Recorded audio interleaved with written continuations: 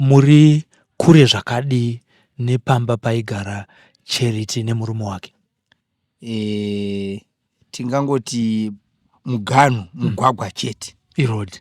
Mugwagwa chete. Ndo muganu kugarisana kwatakaita. Muroad ndio inoganura purazi ravo nepurazi redu. Imi purazi renyu rinopuwa zita rekuti rinonzi Kwangoshi kutadza ushe. Ndizvo zvanditi. Iri andanyakapupu. Pakavigwa Charity nepamusha pangu nepane makuva edu. It's about pahirozi pedu.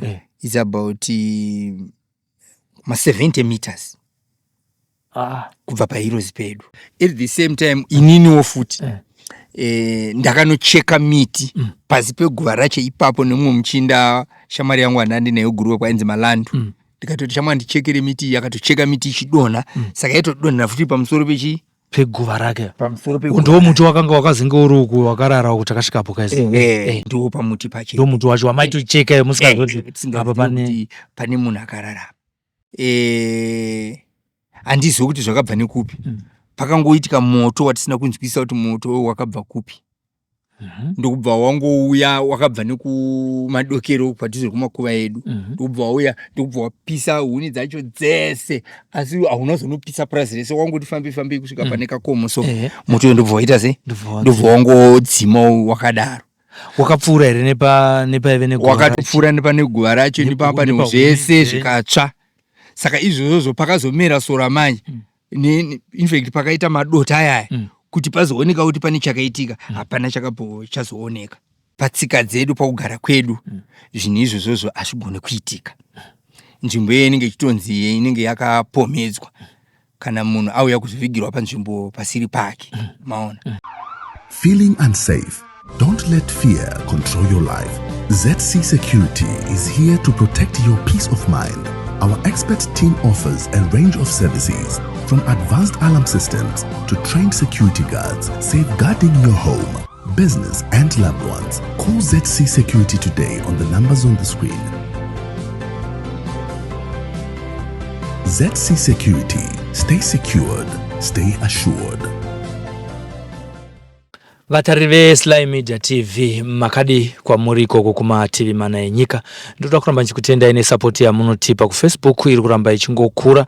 Izvozvo zvinoratidza kuti zvatiri kukupai muri kuzvitenda, muri kuzvifarira. Tinokupai nyaya dzakasiyana-siyana, zvinoera, zvinotyisa, zvinoda kufumurwa pano paSly Media TV. Dzimwe nyaya dzacho hatigone kunge tichidziziva kunze kunge imimi matiudza zviri kuitika kunharaunda yamugere. Nhasi uno tadzoka zvakare tiri muGuruve. MuGuruve tamusvika nenyaya yanetsa mukati menyika ino yeZimbabwe. Nyaya isati yapera, iri nyaya yaAnimal zvitsva. Zviya takakupai nyaya yema indications akaitwa kupurazi rekumavare. Uyo zvakare paakanga afutsira mwanasikana anonzi Charity Karembera pamwachete nemwana wake waakapondwa pamwachete naye naAnimal. Tasvika ikoko kwakaitwa ma-indications ikoko takakwanisa kunge tichitaura naVaPeter Chidhau Karembera, vanova ndo baba vaCharity, vachitirondedzera mafambiro akaita nyaya sekutsanangurwa kwayaita naAnimal kuti akaponda sei Charity Karembera. Iri nyaya inosuwisa. Kutaura kwatiri kuita izvozvo Charity haasati achengetwa. Maprocesses aida kuitwa ese ema-DNA akaitwa nenzira inotenderwa pamutemo nezvinodiwa nevemutemo akabuda. Asi Charity haasati avigwa nekuda kwekuti zviri kunzi ma-remains ake anofana kushandiswa sehumbowo pachazenge paakupinzwa Animal mukoti. Zvaakaita kwaari zvakamunakira sekuseka kwaanopota achiita kana achitaura nyaya idzodzi dzaakaita munharaunda ino yeGuruve. Asi kune vamwe vachiri kushushikana nemabasa akashata akaita Ormond, inosanganisira kuti mupurazi maakasiya aviga Charity nemwana wake ipurazi revamwe.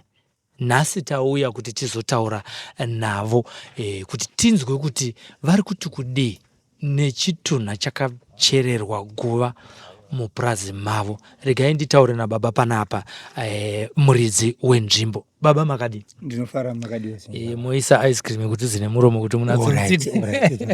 Tinotenda zvikuru kwazvo. Zita rakazara ndiani? Ini ndoitwa Peterson Kutadzaushe. Vakutadzaushe mune here chi?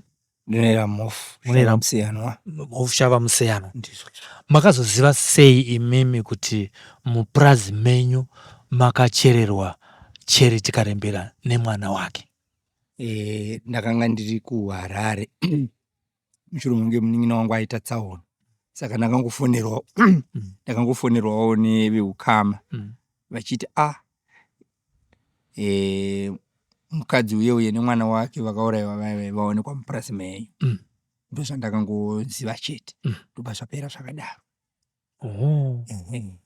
Alright. Musha wenyu purazi renyiri ndo muri kure zvakadi nepamba paigara Charity nemurume wake? Tingangoti muganhu, mugwagwa chete. Road. Mugwagwa chete. Ndo muganhu kugarisana kwatakaita. Murodhi ndio inoganhura purazi ravo nepurazi redu. Imi purazi renyu rinopuwa zita rekuti? Rinonzi Kwangoshi Kutadzaushe. Farm 51. Farm 51. Area yese yainonzi chi mutinatso inonzi tunoiti Mavare, kunonzi kuna Mavare. Ndizvo zvandiri. Iri under Nyakapupu. So iko kuya mune masabhuku here kana kuti machairman kwakamira sei? Kune machairman. Chairman waikoko ndiani? Avadzuka manja. Handisi kuziva kana vakazochinjwawo pakamboitwa marishapu. Handiri. Saka mataura kuti makaganhurana nemugwagwa. Ndizvo. Munyaya yemainzwa chichakatanga kupinda musoro menyu? Ndakatanga kunetseka ndichiti nokuti muzukuru achiurayiwa, mazuva aurayiwa. Mangwana acho ndaitinge ndiri kupurazi. Saka inini achishaika ndaingofungidzira chete kuti no, munhu uyu anogona kunge akawira muzvimugodhi pavaikorokoza mupurazi mangu inini. Bozvo zvavaita ndezvokuti vaiti vakamuka kuseni murume wachaenda kunochera dhaga rake. Murume wacho ndiye anzani Brighton. Brian here kana kuti Brighton? Brighton. Then time vaizobva voenda kwavakachera kuya, vosvika votora chijames table chavo vakuyeredza dhaka ravo vachitsvaga gorisuka. Saka inini semuzukuru ndakamupa mvumo ndichiti no, ini ndombonge ndiri kumusha. Saka iwewe unofudzira mupurazi mangu uchionawo vanhu vanenge vachida kutema huni nevanenge vachida kuitawo zvisina kunaka. Brighton makamapa simba iro. Hombo pane ukama futi. Mwana watete vangu anzadzi ababa. Brighton. Pane ukama chaiwo. Tinototi nematambudziko kaCharity ndedu tose. Ndobva maningirika muri kufungidzira. Ndaifungidzira. Saka zvaizoitika mai ndezvokuti nguva dzese bozi nguva zhinji ndaipedza ndiri kupurazi ikoko ndaenda ndichinotsvaga kwekwe kwavaisefa goridhe kuya. Ndichiti pamwe anogona kunge akadonhera muzvimakomba. Kwaangaende kupi? Munhu achaika kuma10 zuva rakajeka kwaangaende kupi? Saka ndo pataingotsvaga chete tichingotsvaga ane rimwe zuva tichaningirika but chanzwa kunhuhwa kusvikawo pazobuda information yekuti akaurayiwa nani. Mungataurire vateereri kuti distance yepakavigwa Charity kana mwana nemba yenyu imimi, tichitaura kune vanhu vasiri kuona vasingakwanisi hatigoni kuyera nekamera, kure zvakadii pakavigwa Charity nepamba penyu imimi? Pakavigwa Charity nepamusha pangu pangangoita something like kuma 300 meters away. Yes. Nokuti akavigwa nechekumadokero but kubva paakanga akachererwa ipapo nepane makuva edu it's about pahirozi pedu it's about 70 meters kubva pahirozi pedu. Yes. Ndo chimiro chacho. Saka isusu patakatovaka makuva edu taitopfuura futi ni pedyo nepakavigwa ipapo tichinogadzira makuva edu tisingazivi kuti ndo paakaita sei paakachererwa. At the same time ininiwo futi ndakanocheka miti pasi peguva racho ipapo nemumwe muchinda shamwari yangu andandi nayo guruwe kwainzi Malandu. Ndikatoti shamwari ndichekere miti, yakatocheka miti ichidonha, saka yaitodonhera futi pamusoro peguva rake. Pamusoro peguva. Ndiwo muti wakanga wakazinge uri uku wakarara kuti akasvikapo kaisi. Ndiwo pamuti pacho. Ndiwo muti wacho wamaitocheka musikazoti apa pane munhu akarara. Ndo zvakaita. Makakanganisika zvakadii mazvo maakuzviziva manje kuti ndaitofamba pamusoro peguva remunhu. Nanhasi hazvisi kubuda mupfungwa dzangu nokuti chiri kunyanya kundirwadza ndechekuti aitora munhu kumusha make ouya omuviga musha memumwe munhu. Patsika dzedu pakugara kwedu zvinhu izvozvo hazvigone kuitika. Nzvimbo iye inenge ichitonzi inenge yakapomedzwa kana munhu auya kuzovigirwa panzvimbo pasiri pake. Maona. Saka tichiri kunetseka kuti tigare pasi kuti panoitwa sei pachivanhu. Nokuti guva iri nzvimbo iyo vakangoenda ndobva vafukunura munhu ndobva vapasiya pakaita sei pakashama. Ndakasvika. The same applies kumwana futi. Vakasvika ndobva vacherera mwana vafukunura mwana ndokusara pakaita sei. Saka ini ndiri kutofunga kuti neupenyu pamberi apa tinofanira kuendawo kana madzimambo tigonobvunza kuti kana nzvimbo yadai inoitwa sei. Saka ndopfungwa dzangu, saka zviri kundidya mwoyo wangu kana ndikasvika nguva nenguva ipapo nokuti pedyo nepamaheroes pedu patotopfuura napo tichienda paheroes pedu. Saka zviri kutotinetsa kuti zvinofamba sei. Memory yenyu ichitori fresh. Ichitori very very. Inoramba ichingodaro mbanza mukuramba muchizviona. Maona manje. Tichitaura kuti pachivanhu pane zviri kutoitika izvozvi, pane zvakatoitika izvozvi. Kubva makuzochitarisa imimi mupfungwa dzenyu muchidzamisa, hapana here mashura nezviratidzo zvakamboitika pamugere? Vamwe vanoona zvipoko, vamwe pane zvinongoitika, panongogara kuti pachionekwa nyoka.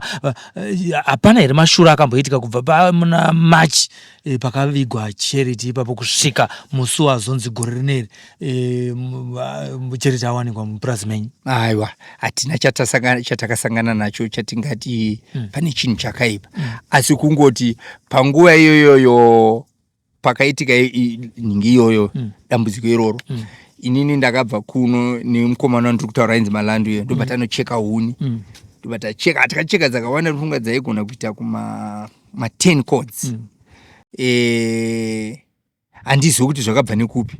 Pakangoitika moto watisina kunzwisisa kuti moto wakabva kupi. Ndokubva wangouya wakabva nekumadokero padhuze kumakuva edu. Ndokubva wauya ndokubva wapisa huni dzacho dzese, asi hauna zonopisa purazi rese, wangoti fambi kusvika pane kakomo. So moto ndobva waita sei, ndobva wangodzima wakadaro. Wakapfuura here nepaive neguva racho? Wakatopfuura nepane guva racho nepapa nezvese zvikatsva. Saka izvozvo pakazomera sora manje. In fact pakaita madota ayaya kuti pazooneka kuti pane chakaitika, hapana chazooneka. Nokuti panguva iyoyo paakachera yakanga iri mvura yanga ichangopedza kunaya kapai. Saka pakazonotsva miti yeye nezvinhu pakabva pazongovharika zvokuti hapachaoneka kuti pakaita sei, panga pakafushirwa munhu. Ende nzvimbo yacho yakabva yatsva yese kusanganisira kwanga kuine kwanga kuine mwana. Kunze kwokuenda kuna mambo, animal ndiye akazvisasa nekumhuri kwaanobva. Vekumhuri kwake muda kuti kwaari nezvaakaita zvisina kunaka, akaponda futi hama yenyu, akabva azonovigawo mupurazi renyu, kunyange padzinza renyu anga asingafanira kunge achivigwa pai mupurazi menyu. Munotiwo kudini? Ndisati ndaenda kune mwanakomana wenyu. Zvinhu zvinongonetsa nokuda kuti vekumba kwanaenimo tikatovaona futi vazukuru takagarisana. Kumba kwemukadzi akaurayiwa uyu muzukuru akaroorwa nemwana watete, asi vabereki vake futi ndana atezvara vangu. Maiguru wangu wandinaye mudzimai womukoma wangu iye hanzvadzi yanana akarembera futi. Saka hukama. Saka ndaitofunga kuti kana tadzigadzana ndichatovavingawo, ndikuona kuti ana tezvara unaye ndo zvakaitika. Tingazvifambise sei? Tinongopafushira, tinongopasiya here kana kuti pane zvimwe zvatingade kuti tiita sei? Tiite. Ndizvo. Ndichazodzoka ndokubvunza mibvunzo nhando imbopai mukomana. Zita ndiani zviya mukomana? Ndoti wa Brighton kutadza ushi. Uri ani wa ndo baba vandibereka. Ari saka ndimana akutadza ushe wachava ndisekuru. Nyaya yakakushungurudzawo zvakadii iwewe imimi ana kutadza ushe? Ya, nyaya ichiri kutirwadza nanhasi. Nekuti tisu tasvibisirwa nzvimbo ipi iyoyo, saka zvirikutidya mwoyo kuti nzvimbo yedu yashata. Saka iri kuti tichasvika kana kusaidhi kwako kutotityisa kuti chase funga manzwa chiitiko chemoto chakaita se chakaitika hatizivi kuti zvairevei. Saka zvikutirwadza. Imimi panguva yemuna March mamuri mwere mupurazi muno? Purazi taivako. Mai vako. Saka panguva yakafutsirwa hapana kumboitawo suspect yekuti pane smell iri kunhuhwa because iya inonzi ishallow grave ka? Hamuna mbonzwawo kamweya sevanhu vari 300 meters kubva pakachererwa Charity? Hakana chatakanzwa ka. But taito padhuze paiva nemunda wedu waitova ipapo.